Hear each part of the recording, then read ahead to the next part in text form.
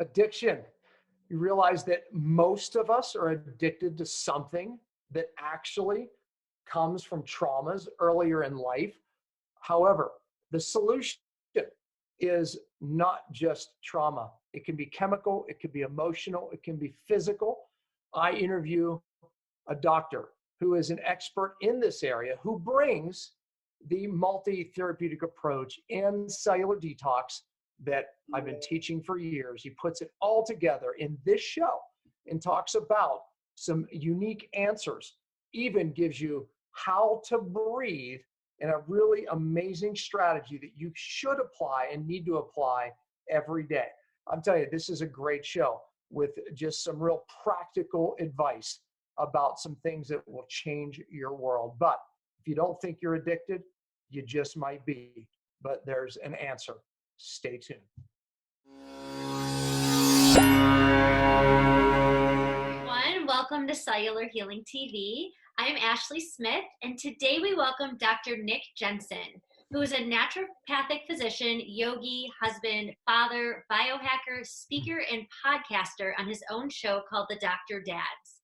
He is here to discuss implementing a multi-therapeutic approach to addictions and recovery with a focus on IV therapy, yoga, and immersion. And you'll hear about how you can work with Dr. Nick in person at a very special retreat that he hosts. So let's get started and welcome Dr. Nick and, of course, Dr. Pompa. Welcome, both of you. Hello. Thank you for having me. Yeah, Dr. Nick, well, let's start here. You're more than special than all that. You're one of ours. You're one of the platinum doctors of cellular detox, and you've trained through this multi-therapeutic approach. But today's topic is how you use this with one of your expertise areas, and that's addiction. Mm-hmm. Let's open it up here, because addiction is something that could be a lot of things, right? I mean, we think of it as drugs, but obviously it could be food, and it could be addicted many different types of addiction. So, you obviously apply the cellular detox that we, all love and share, but you also do some other things like mindset. You call yourself a yogi. Mm-hmm. What does that mean? But we'll get into that. But anyways, tell your story first of all. How did you end up getting in this area of recovery from addiction? Yeah, well, I mean, it's funny how different things in life draw us into our niche, and it's not the only thing that we focus on. But when Sonya and I first got our first job, we actually were. And Sonya and I, that means your wife. That's my wife. That's my amazing wife. That, but yeah, you know that. Dr. Sonya Jensen, who's my wife and also an elite doctor with me, and nothing would get approved if it didn't run by her first, as you know, with Marilee as well. So our first job position was actually to work at a multidisciplinary retreat center in Costa Rica. And Sonya and I, after we finished naturopathic school, we traveled the world and taught English in Taiwan. And so we had a big love and passion for seeing different aspects of the world. And it didn't work out. We didn't get a chance to fulfill that dream. But here we are, 10 years later, so that we got back into this world of recovery through the lens of yoga, through the lens of IV therapy and nutrition, of course, and all those tools. And I was experimenting with my own biohacking experience with fasting and whatnot. We stumbled across you, and I saw you on a post on Facebook at some point, and I said, Sonya, we've got two options. We go see Tony Robbins or we go see Dan Pompa, and Dan Pompa seems right up our alley. Let's go check him out. And when we went to go see you, I mean, the amount of heart that you bring, Dan, is what drew us to you. You've got so much passion for what you do, and it really hooked us in. It made us realize that you can bring so much heart and science and research into what we do. And it was the perfect missing piece in our protocols for helping people through this world of recovery, as you were speaking to. And yeah, there's different types of recovery. There's different types of addictions. And I really... like what one of my dear friends, or how he speaks about addiction recovery, and this makes it a little less triggering for people, and that is any substance, any environment, any scenario that's repeated over and over that leads to a negative outcome is technically an addiction. So we can we can draw conclusions to food, to relationships, and obviously prescription medications and other non-prescription medications, alcohol, technology. I mean, we're surrounded by triggers that put us into a world of a downward spiral, where we feel so dependent on these things, and we lose ourselves in it. So it's a universal problem, I think.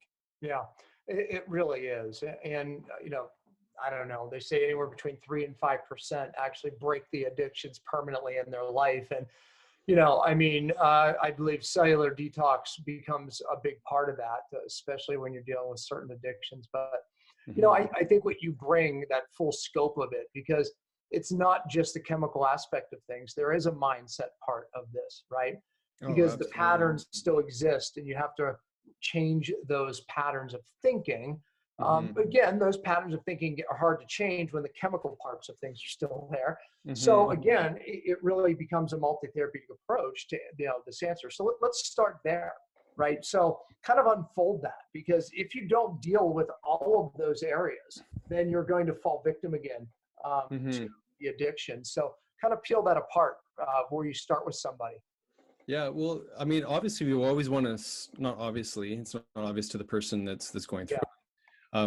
But where we always want to start is to work on some aspect of mindset. And the way that you bring it too is that, you remove the obstacle and let the body heal itself. So if we can apply that model to recovery, part of removing the first obstacle is what can we do to change our attachment to the addiction, to the substance and whatnot. And if we don't address it through the multi-therapeutic approach that you teach us, from a biochemical point of view, as well as a mindset point of view, we're missing the piece. Because as you know, it's like when our hormone of insulin is on overdrive, that's the hormone of addiction right there. It's like if we don't calm that insulin overload and do something to fix the metabolic processing within the body, we're fighting this mindset against a biochemical onslaught that's so hard to engage. So I think from a mindset point of view, what's that, as you taught us, what's that person's reason for wanting to get better? If they have a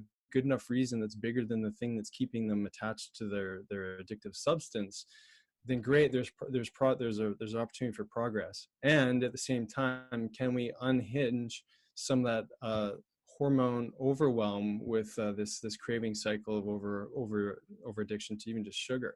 So sometimes just calming down the sugar and getting people open to the mindset that there are absolutely tools that can get you back into a space for healing should you get rid of those obstacles.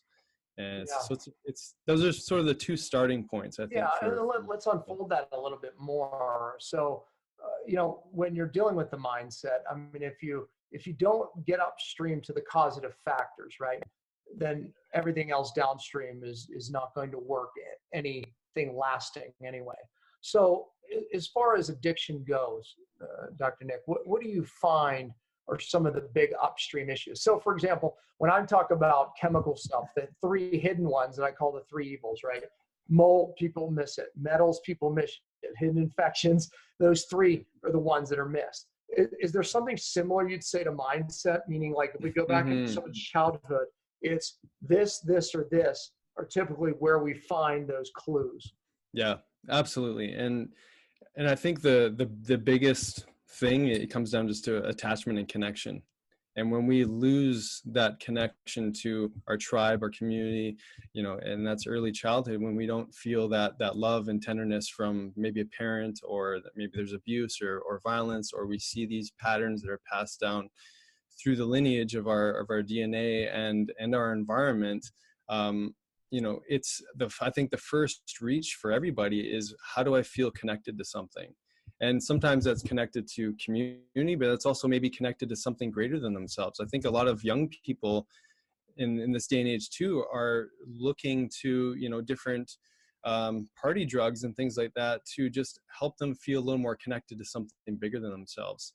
And so I think that lack or loss of connection, or the perceived or the illusion of disconnection, is part of where that starts. So I'd say that's definitely one. So let's stop right there. So then what do you do about that? Meaning that we can't go back to someone's childhood and create love necessarily. So what do you do about that? Like what, how do you deal with a patient that's sitting in front of you and you identify that as one of the root problems? Yeah, well, first of all, for most people is that they're not really paying attention to how they got to where they got to. They may have an awareness that, maybe growing up was a little bit rough, but I don't think most people really understand the depth of how this trauma, this emotional trauma, sinks into our being. And I mean, if you looked at the work of, say, Bruce Lipton and the biology of belief, and understanding that, the neurochemical processing that's happening from our perceived threats in our environment are such a strong, problem for us getting out of this fight or flight response. So just bringing awareness is obviously the first step. Is that, listen, I'm sorry you grew up in such a challenging environment, and that must have been extremely traumatic, and no doubt it's a big part for why you looked for a tribe outside of your family net or your family circle. You're wanting to belong and feel connected to something. Is there another way to reframe this so that you can see that there's other ways to connect with yourself, there's other ways to connect with community that maybe doesn't involve substances? And so first step is just bringing that attention in, bringing awareness. There's something more here that you can tap into, and then basically the next step is what are some of those traumas, and when we understand that working with our emotional system, there is no such thing as time. When we perceive a memory, we're getting on the physiology of it. Mm-hmm. And so sometimes it's reframing. Well, you came into this experience, you had that experience.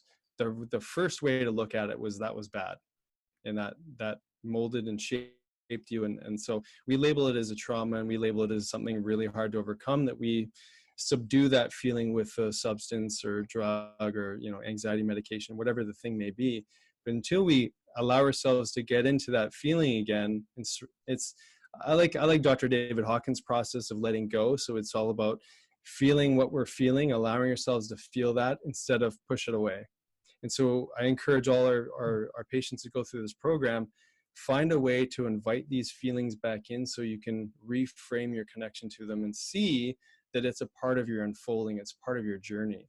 I mean, you talk about this all the time. It's like, from pain to purpose to promise, it's like your pain becomes a catalyst for your growth, instead of your pain is a statement of who you are for the rest of your life. And so that's the awareness, and then reframe and surrendering to.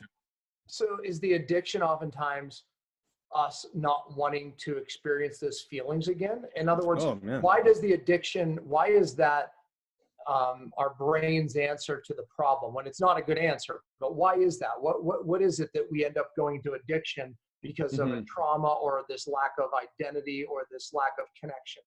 Yeah, well, I think, the root thing is that we're programmed for fight or flight. It's like the limbic part of our brain that is telling us there's danger here. How do we get away from it? So rather flee and run away. And we can do that with our emotions, and that's just escaping our emotions, or trying to escape our emotions. Or we suppress our emotions. We can suppress them with drugs, alcohol, or some other form. Or we try to distract ourselves. Maybe we create a different attachment or addiction to TV, or, become a recluse and we just totally distract. So those are sort of three different ways I think that we deal with it. Try to escape and run away, flee.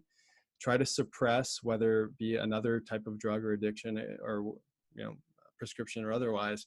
And then the next one would be to just try to, what do I say? Basically,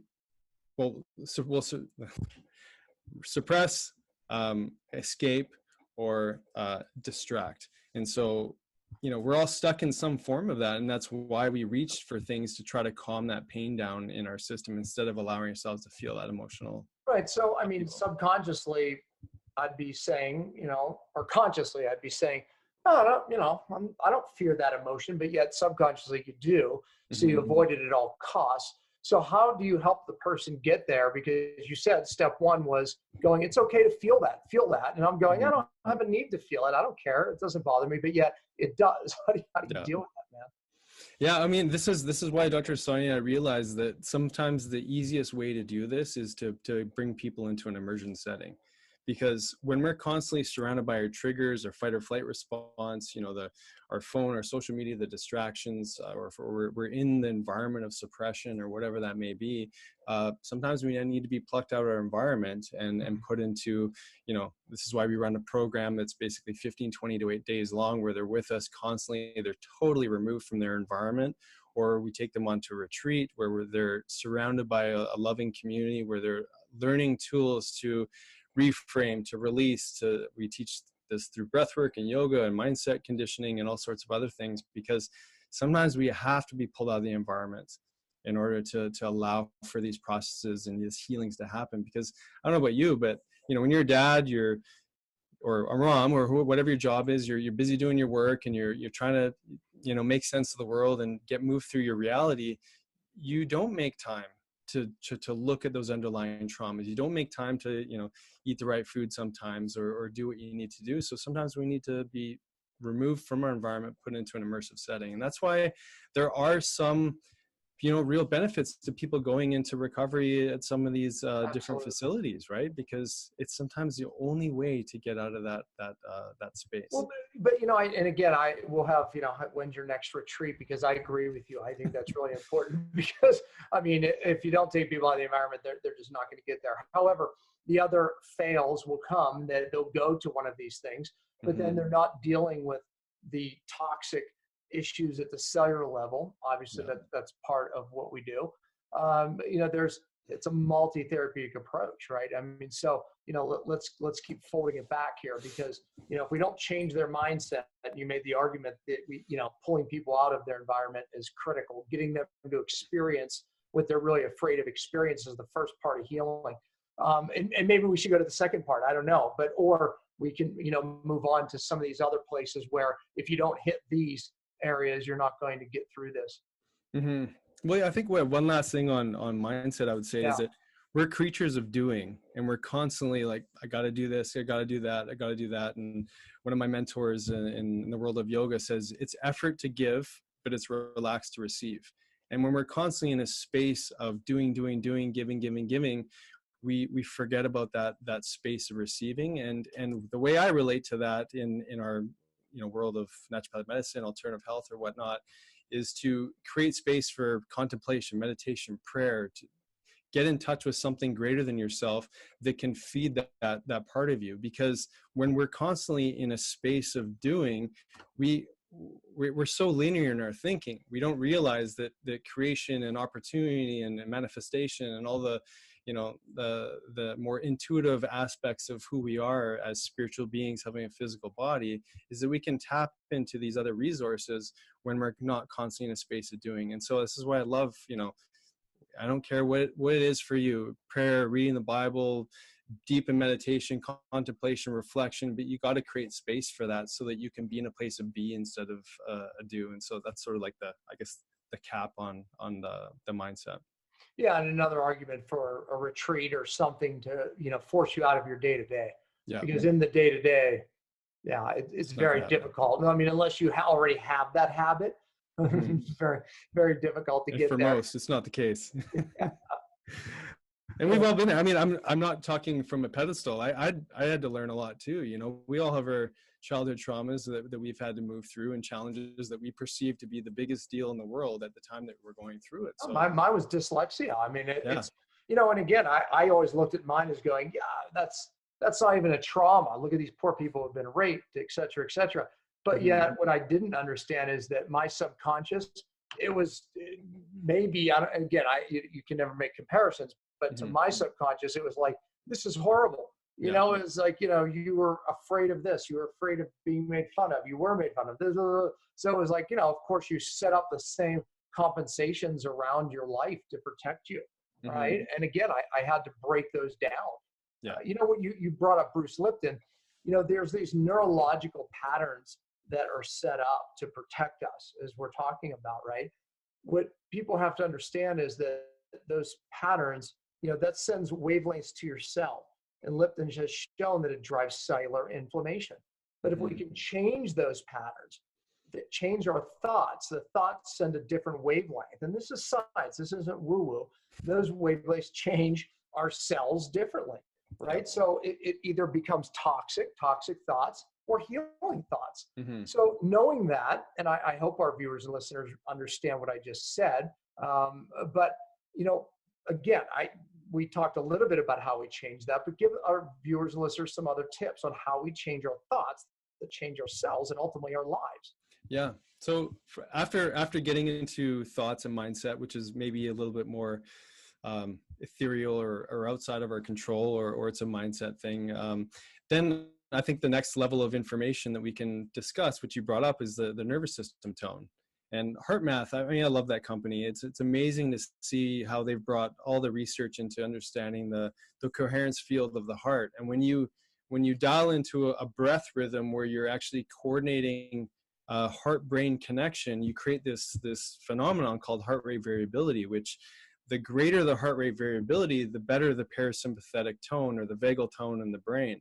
And that is sort of the communication space that we need to be in my mind, for a place of being and for a place of moving through our trauma. Because in getting in touch with these emotional pains, we've got these big feelings, and now we have to surrender to the feeling and create a healing mechanism within the body through this heart coherence breath, which is one of many different ways that people can get into a relaxed nervous system tone.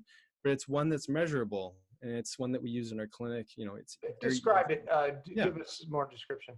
So basically, it's a biofeedback tool. You've got a little sensor ear clip you put onto your earlobe, and basically there's just two aspects. One, there's a reading, there's a diagnostic look to see how your heart rhythms are changing over time.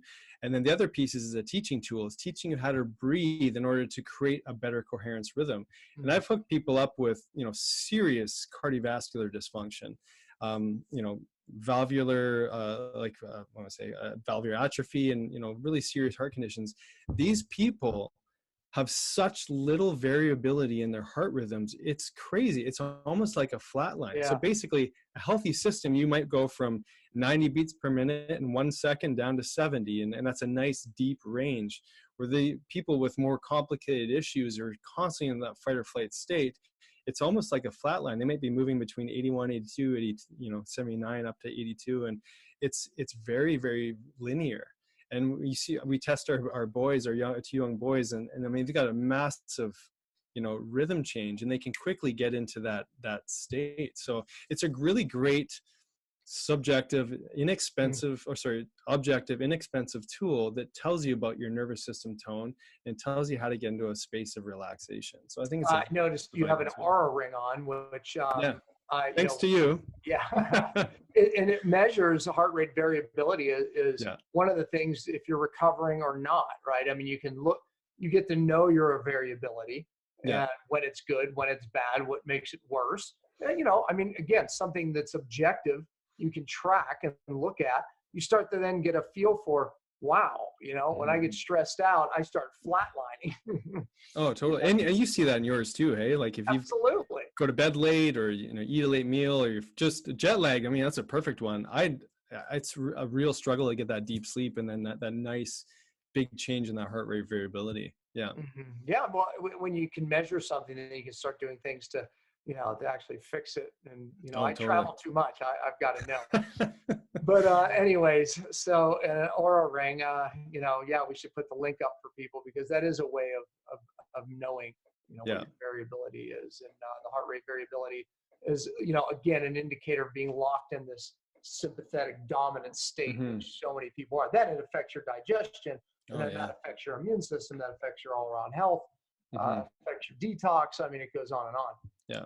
Well, this is one of the things I love about you, Dan, is that you gave me a green light in our practice to look at these tools for biohacking and measurement and whatnot. And it's allowed me to convince Sonya to bring some of them into our practice, because there's so much value in being able to have these objective measurements, and especially if you can look on yourself on a daily basis. I mean, it's simple information. And actually, David and I talked about this on our podcast the other day.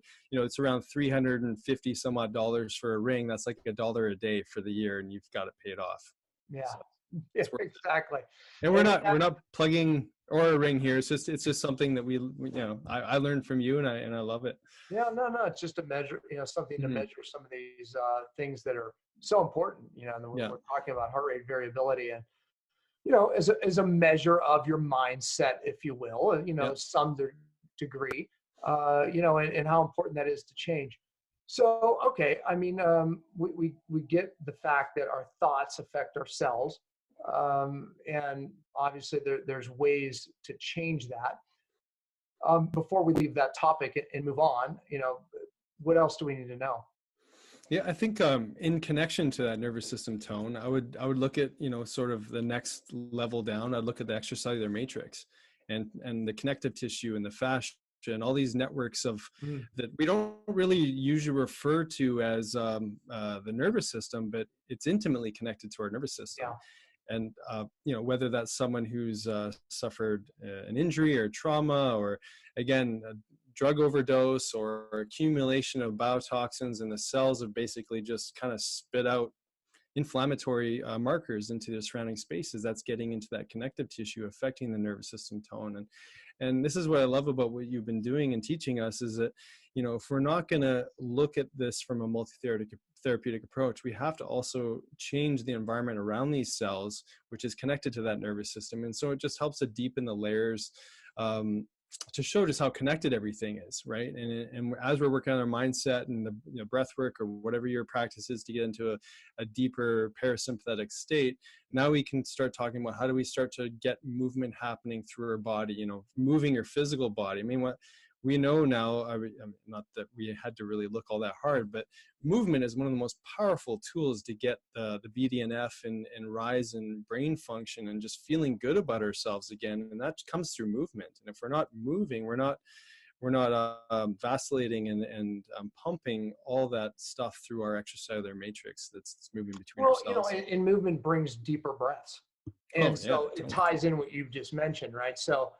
breathing and focusing, there's nothing magical about it in a good way. Meaning, Mhm. I mean, there's something magical about it of what it does. We're talking about that sympathetic, parasympathetic balance, and that's like huge for our health.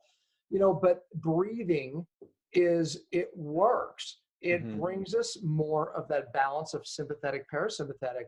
And the more you do it, the easier it becomes. Exercise is a very similar, it puts you into a different state, deep breath, and it sets you up for that parasympathetic. So you just gave us, that's why you love yoga, right? Because Mhm. it forces you into that breathing, you know, basically focused state that we don't do enough of, Yeah. and exercise. So really you're talking about two solutions here. And with that, I mean, we don't give the diaphragm enough credit. I mean, with the contraction and relaxation of the diaphragm, we're really we're Yeah. charging every organ below on our deep breath in, our deep inhale, our deep exhale. We're charging the heart and everything else on the way out.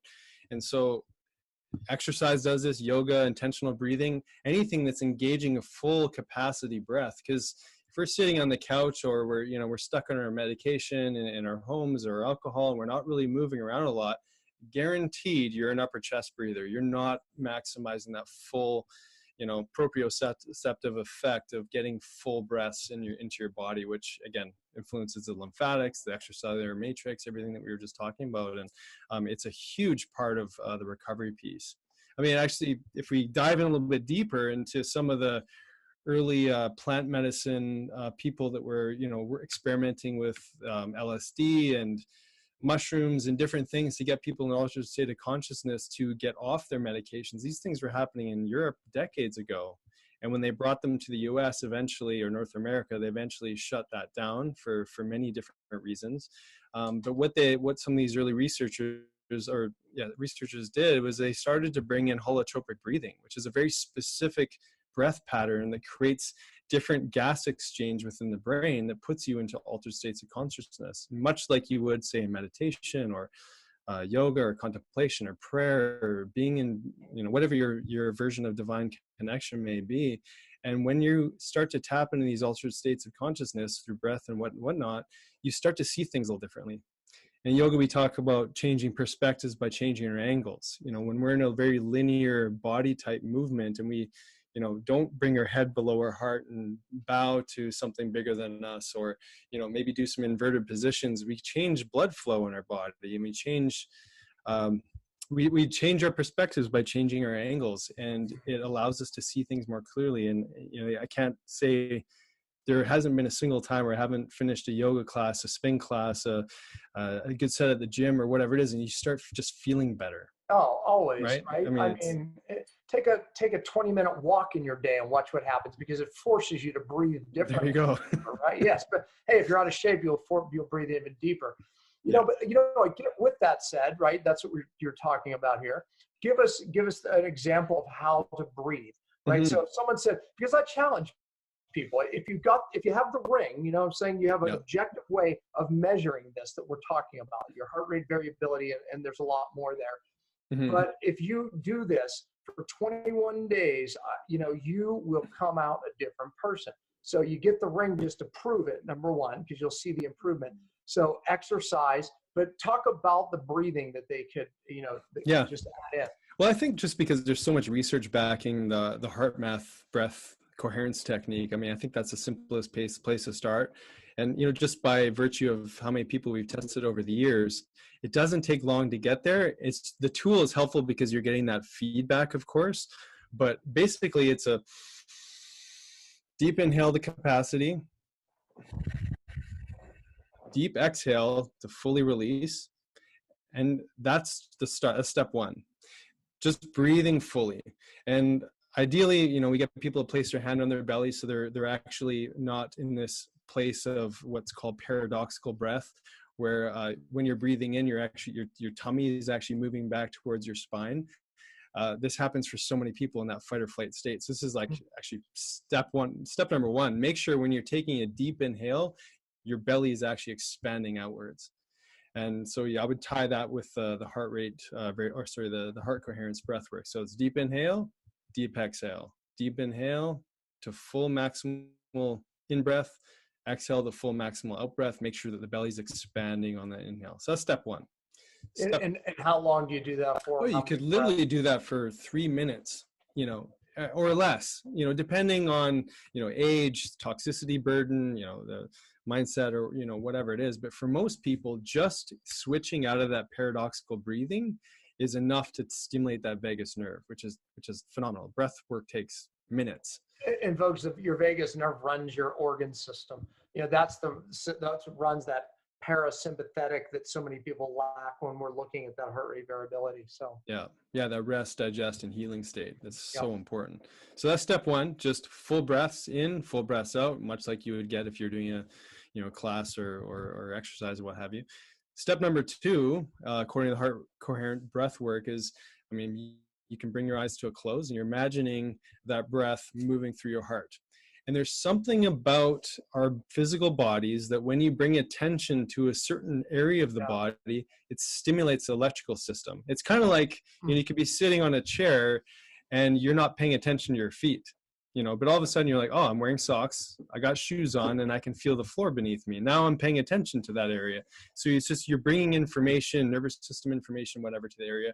Same thing with the heart. So step number two is imagining that all the breath as you're expanding your belly is coming in and out of your heart.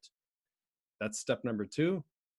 Step number three is find an emotion, a feeling, a memory, someone special in your life that makes you feel an elevated sense of emotion, a sense of love, and getting us out of that cortisol dominant state, that stress dominant state, by releasing oxytocin and all these neuropeptides like serotonin and dopamine that are allowing us to feel a state of love.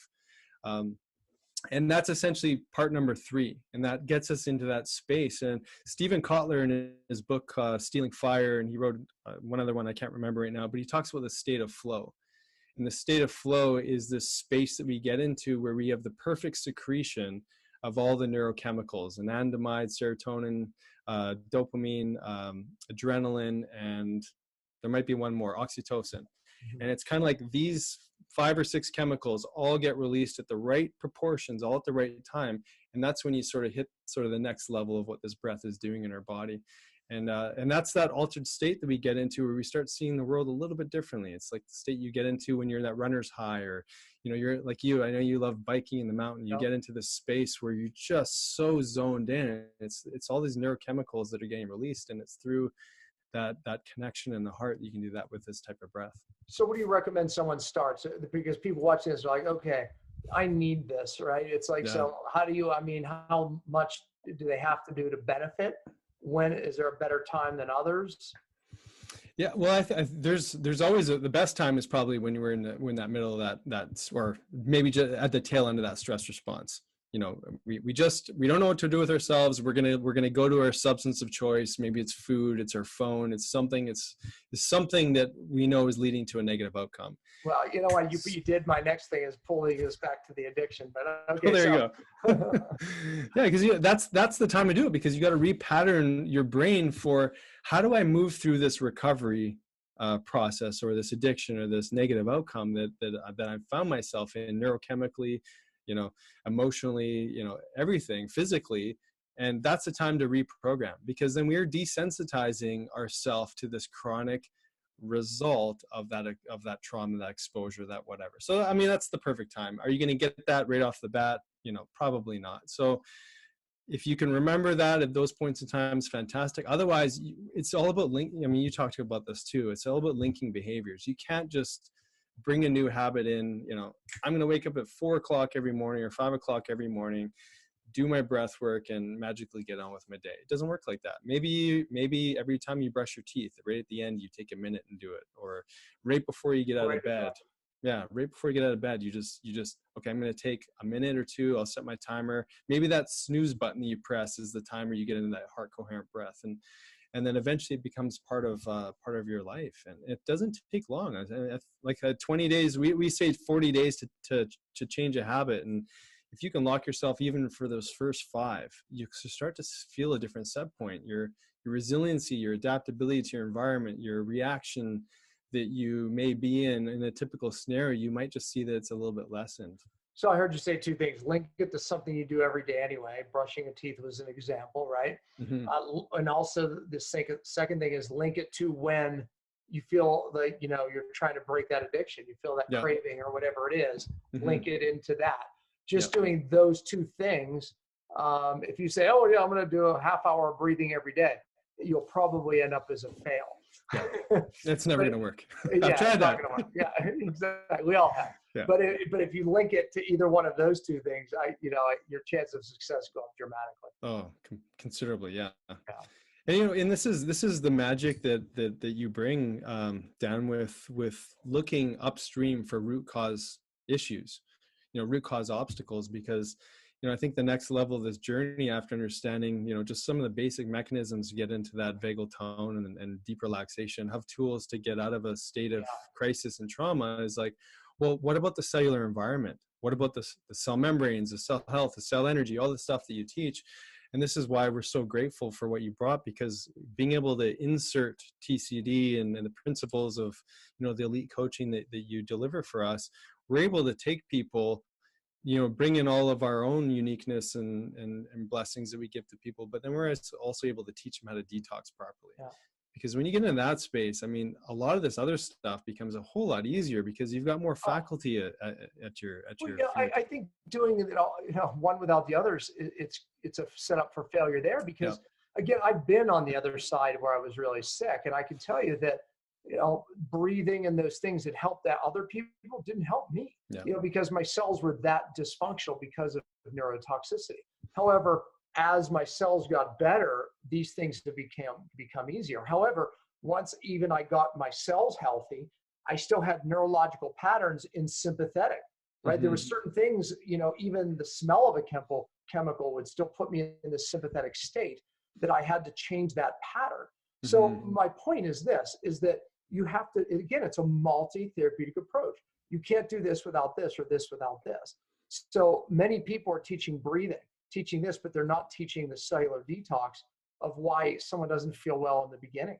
You know, putting it all together, right, Nick? I mean, this is the balance that we have found. Well, you know, and we love the yoga community and a lot of the movement towards, you know, more spirituality and, you know, thinking bigger and whatnot. But this is a piece that's so missing, because people get so fanatical about what is it they're doing for their emotional system, and they get locked in there. And I mean, one of the communities that I've got the blessing to be a part of is my dear friend Tommy Rosen. He's got a massive online community called Recovery 2.0, and it's a yoga community, learning yoga to overcome addiction and move through this recovery process. The challenge for these people, and part of what I'm bringing to teach them is this. It's like, if you're not changing that cellular environment, if you're not getting rid of those drug residues, those neural pathways and all those things that got them there in the first place, we're putting all our eggs in the basket of breath work and yoga and stretching, which is extremely powerful, of course, but we got to change everything else too. It's not just one thing. Yeah, I think it's so worth saying. It's so important that I'm going to say the same thing again differently. I said it, you said it, now I'm going to say it again. That's how dang important this is. And I will use my own story as the example. I was neurotoxic, and my life as I knew it ended. I couldn't sleep. I was anxious. I was sympathetic. My digestion went. I mean, all of these things, gonzo, life different. And I tried so many of the mindset things, because I was so anxious, I couldn't get it. And it was a fail. Okay. I start focusing. I realize, I have this neurotoxin. I start doing the right things, the things that, we do in our practices, to get the neurotoxins out of my cells, out of my brain. Then I go, okay, I have energy again. I can actually sleep through nights. However, I still have some anxiety. I still sniff a chemical and have these reactions. So there was this neurological component. Then I started changing the way I thought. Then these things we're talking about, right? Then all of a sudden, I had to go through this process of reprogramming my nerve system. Now it started working. So the point is that if you can lower the toxic load, you can change your nerve system. Doing it together is the magic. And so few people are putting it both together. You need to put it all together. Your body doesn't know the difference of physical, chemical, or emotional stress. So empty the bucket of stress, man. And no one teaches that better than you, and it's because you've gone through the experience yourself. And every patient that comes into our clinic, we know what they need to do. They don't know yet what we know, but they which is the conundrum, of course, but we know that it's going to be a journey for them too. And one of the things that we're grateful to, that Dr. Sonya and I learned from you, is that we got to make this into a journey for people, because it's not going to happen after one session of breath work, after one detox, program, especially not after like a juice cleanse or whatnot. This is a journey, and people have to move into this energy of this culture of understanding this multi-therapeutic process. And I always get excited when I see someone come in, because I'm like, you don't even know what's coming. And not everyone's ready for it. So, I mean, I mean, it's the old days. We have so many stressors today, from childhood traumas to existing traumas and stress, to chemical traumas from childhood, existing chemical traumas. It's in the EMF components to things, right? It's, the old days of just change your diet and you feel better. Those are gone, right? It's like this multi-therapeutic approach is now really the answer. So what I want to say is this, you hear me say this all the time.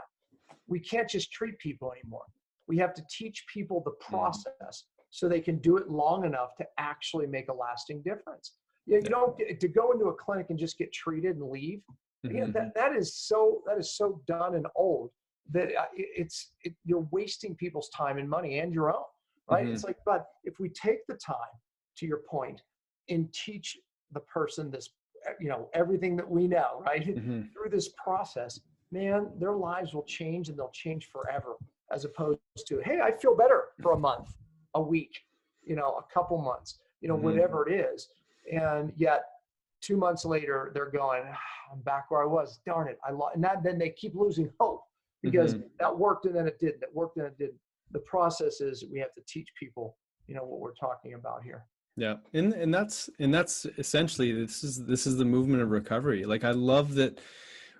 And there's a need for it. I mean, there's a lot of people on prescription medications. It's something that I think I just looked at the Canadian statistics. It's 435 million prescriptions. That's 14 prescriptions per Canadian. We've got a lot less people up here, of course. I mean, it was well over that for the US, of course, with more people. Just looking at prescription medications alone, I mean, these people are on so much stuff, and the recovery journey of just drug residue, nutrient depletion, all those things that have been going on for decades. People need to know that there's a lot of work to do. And like, like you said, it's not just the days where you could change a diet and magically everything goes away. And I've tried that on myself. I mean, the sad part is people are still just searching, watch a YouTube video, they're still looking for the darn single nutrient, the one exercise, the one breathing thing, and again, if it were only so darn simple, right? If it were only so simple, and it's not. I mean, if you want a different life, you're going to have to learn a different way. Right? You don't have to learn it all at once, but connect into clinics like Dr. Nick's in his retreat. Learn this. I mean, putting it all together, is in fact the magic. You look at this, Nick. It's like kids today. They're on Adderall, creating an addiction. The reason they're on Adderall is because they literally don't have the focus to study. And they quickly learn that they can take Adderall and they can study and learn. Man, that made their life better. What did they just learn there? They learned in their biochemistry, hey, this affects this, right? They've learned an emotional lesson of, hey, I can win with this, right? But then that doesn't work. And then they end up on another drug. And another drug. Oh, and then because they're doing all these stimulants, now they can't sleep. So then they end up on another drug to sleep, and then another drug. This is the generation, Nick. I mean, when we talk about addiction, they're being trained on Adderall addiction, THC addiction, and you can keep going down the list. Where are we going to be 20 years from now? Where? Well, what's interesting is that, I mean, the top three most abused medications are the opiates, the CNS depressants like the benzodiazepines, and then the stimulants. And like you just said, I mean, you use a stimulant to wind yourself up, and then a depressant to take yourself down. I mean, it's not looking good, and then as kids get older, as socially, I mean, let's look at alcohol for a second. Alcohol is one of the most socially accepted addictions around. There was actually a recent trend, it's for 2020, something called sober curiosity. And that's this movement to see people in social circumstances find things to do that don't involve alcohol. So I think that there's, amazing. I mean, absolutely amazing. I can think of myself growing up, going through college or going to the hockey game. Alcohol is constantly involved. There's some things, just like prescription medications, that are so acceptable, like 14 prescriptions on average for every Canadian. Some of these things are so socially acceptable, including alcohol, that we have not found our way out of this trauma and this crisis. But there is a movement. There's people realizing that, hey, we can actually do some things with other people, like maybe activities or going to sports, doing a healthy vacation, like a retreat or whatever it is, that doesn't involve having to check out a life. And I think that as more time goes on, as more people understand more of this multi-therapeutic approach, there will be a movement towards understanding that, biohacking has gotten really cool. Not drinking is going to get real cool. Getting off prescription medications, looking for alternative therapies. Some of these things are becoming more on trend, as are our tech gadgets and everything else. So I think we're way ahead on this. I mean, when you look at, light therapy, right? Photomodulation has become this big thing. Why? Because we're being exposed to lights that are negatively affecting us, right? And all of this stuff that we're discussing, breathing, pulsed electromagnetic fields, PMF, I mean, all of it is in our world, but it's becoming more and more mainstream and will become more and more mainstream. Why? Because 5G is coming. All the EMF, the bad light, the more toxic, we are. I mean, gosh, hopefully there's a time where everybody's cellular detox is more of the norm, right? I mean, it's like, but the point is that people are going to be forced to reach out to these different biohacks because they're being biohacked and they don't realize it. To take control of your life, we better look at some of these things. How do we change our mindset? how do we get rid of the stored traumas and toxins, that we've been exposed to. We need to empty our stress buckets, man, because the stress around us is too much. And the lower you get it, the better, more you can endure. Nick, I love the example. You have one glass that's very full, right near the edge. A little bit of stress, it spills over, right? Symptoms, all that stuff that we don't like, headaches, lack of energy, brain fog, can't sleep, right? That's the water spilling over. And then if we empty one down halfway, we can stress it a lot more without symptoms, right? Without spilling. I love that. That's a great analogy. Exactly. But here's the thing, that glass is filled with physical, chemical, and emotional stressors. How do we empty it? We have to empty all of those stressors out. So that's what you're talking about, changing our mindset, the breathing, obviously getting rid of the chemicals at the cellular level, everything we preach and teach, man. Yeah. Thank you. Yeah. You've shown us the way, and it's amazing what, I think it was not too long ago that a patient reached out and just gave me so much thanks for taking her through this journey. And I went, well, you know what, it's because we got a chance to learn from the best and learn from Dan. And so, it's like all those people that or all the doctors that you train, we're training our patients, and it comes back up. So the fact that, you're helping us, pave the way forward, it's a real testament to the legacy that you're leaving, Dan. So we're so grateful. I can only reach a few, right? But if we train more of us, we can reach thousands and millions, right? That are doing the work. So hopefully there's practitioners watching. We need more. We need more of you. Well, Dr. Nick, I want to thank you and your wife, Sonya, man. You guys are doing amazing work. One of the things too, I think I want to point out about your practice, you can tell them where you are, when your next retreat is. But you also do a lot of the IV therapies, right? Which is sometimes we get these people who their digestion is so wrecked that IV therapies can be such an amazing biohack. Talk a little bit about that.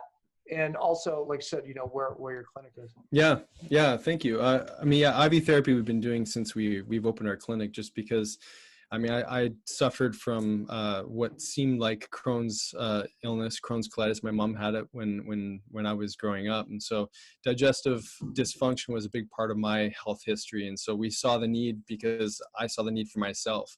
And when you're bypassing that digestive system, you're getting 100% absorption into your circulatory system through the IV. But it's allowed us to explore. We're doing some really fun IVs that like NAD and phosphatidylcholine and glutathione. And you've had an NAD IV now, haven't you? Oh yeah. It's a whirlwind, and it's amazing to see the kind of effect that people have even just after a few. Speaking by of the way, NAD and their new research on addiction, to bring it full circle, that's in our protocol, actually. Our 15-20 day protocol for getting, we get people off benzodiazepines, not everybody, but sometimes within 2 to 3 days of just getting that NAD in there, because we know that it's binding to those opioid receptors in the brain. And when you unhinge that chemical trauma in the brain, you can start to see that the cravings come down massively. And it's been used for decades for addiction. So that's a big one in the recovery world that we use in our facility. And that's a daily IV. Sometimes people are hooked up for 5-6 hours because we have to put really big doses of NAD into the system. But we found it to be such a powerful tool, like the whole biochemical restoration that happens with amino acids and the other things to replete those neurotransmitter deficits as a result of the medications, the drugs, alcohol, whatever it is. it's just such a powerful tool. Yeah. And you're doing a lot of other amazing biohacks, in your clinic. So it's a great place to be. Tell them where you're at and where they can find you. So we're in Vancouver, British Columbia, and we're in a little area of Vancouver called Kitsilano, which is like the health hub of Vancouver, and our clinic's called Divine Elements Naturopathic. And because of your inspiration, we're just about to launch our longevity lab, which has the hyperbaric chamber, the red light, the ion cleanse foot bath. And this is what I was saying before, that if it wasn't for you, I don't think I would have got my dream of having a biohacking lab. Hey, listen, that's a health center of the future, man. That's right. All those things you just mentioned, this is what I did, right? This is what I did. This is what you're bringing in your clinic. So that's a health center of the future. So thanks for bringing it, Nick. Yeah, well, I mean, these are things that are in your home, and so we got to try I do them them out every there, day, right? man. Although every day I can. I'm Yeah. traveling a lot, but Oh, I know. What's funny, just in our setup, we've got all the stuff at our home right now. So it's like we moved from the red light to the hyperbaric to the beamer to whatever. I mean, yeah, it's just I do it's a every lot one of of fun. those, man. Thank God they can go to your clinic and not my house. But anyways, well, listen, hey, thanks for being on Cell TV and bringing your wealth of knowledge in this area of addiction. This is a big problem. So share this episode, folks, because people need to hear this information. And Dr. Nick, thank you. Thank you so much. And if I could plug our retreat one last time, if you don't mind, that's the other way to reach us, naturallybraveretreats.com. And we're leaving for Baja February 25th to March 1st. So join us. Yeah, and there's a discount code for Cell TV listeners too. That's it. Yeah, hey man, I'm a big believer in the retreat. We started with that point, right? You have to get out of your environment, and it's powerful. I'm looking to do one myself. I love it, Nick. I so appreciate you doing it. Thank you. Well, and it's the model that you're teaching us too in our group dynamic, right? And with the only way that we learn as doctors is by being in an immersive environment with you and everything you brought. So yeah, it's beautiful. Yep. All right, Thank you. Thank you, man. Appreciate it. Well, that's it for this week. We hope you enjoyed today's episode. This episode was brought to you by Detox. Please check it out at buycytonow.com. We'll be back next week and every Friday at 10 a.m. Eastern. We truly appreciate your support. You can always find us at cellularhealing.tv, and please remember to spread the love by liking, subscribing, giving an iTunes review, and sharing the show with anyone you think may benefit from the information heard here. And as always, thanks for listening.